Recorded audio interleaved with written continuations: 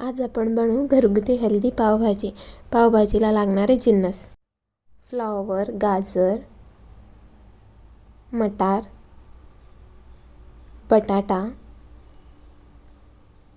आणि शिमला मिरची. सर्व भाज्या स्वच्छ धुवून घेऊन एका कुकरमध्ये टाकू. थोडं पाणी ॲड करू व चवीनुसार मीठ टाकून भाज्या वाफलून घेऊ. 3 विसल नंतर उकडलेल्या भाज्या चांगल्या स्मॅश करून घेऊ.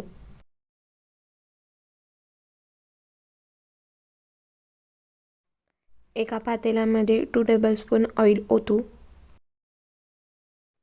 ऑइल गरम झाल्यानंतर त्यात बारीक चिरलेला एक मोठा कांदा ब्राऊन होईपर्यंत परतून घेऊ व त्यानंतर बारीक चिरलेला टोमॅटो, आले लसूण पेस्ट, मॅगी मसाला, हळद, पावभाजी मसाला व कलरसाठी काश्मीरी मिरची आणि चवीनुसार मीठ टाकून मसाला चांगला परतून घेऊन त्यात उकडलेल्या भाज्या टाकून वरून कोथिंबीर भुरभुरून घेऊ. स्वादासाठी साजूक तूप. थिकनेससाठी भाजी थोडा वेळ वाफलून घेऊ. Ready to serve. Thank you.